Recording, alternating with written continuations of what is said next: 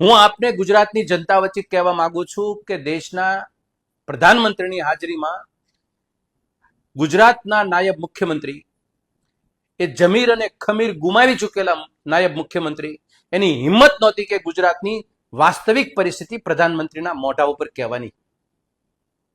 અમે વિપક્ષમાં બેસી અને આપને વાતને ધ્યાનમાં મૂકવા માંગીએ છીએ અને આપણા મોઢા ઉપર કહેવા માંગીએ છીએ કે આ રાજ્યની પરિસ્થિતિ ખરેખર કેવી છે.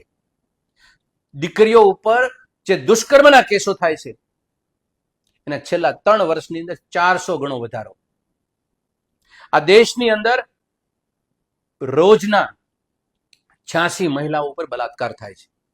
આ દેશમાં 250 બાળકો ગુમ થાય છે અને દરરોજ 28 ખેડૂતો આત્મહત્યા કરે છે. 40% યુવાનો આ દેશના બેરોજગાર સક્ષમ બેરોજગારો ઘરે પોતાની સરકારની ફલશ્રુતિને લઈ અને કોઈ સરકારમાં તે યોગદાન આપી શકતા નથી. 18 લાખ લોકો આ દેશ છોડીને જતા રહ્યા. પાસપોર્ટ બદલી નાખ્યો એને કારણ બતાવ્યું ધંધાર્થી બિઝનેસમેનોએ.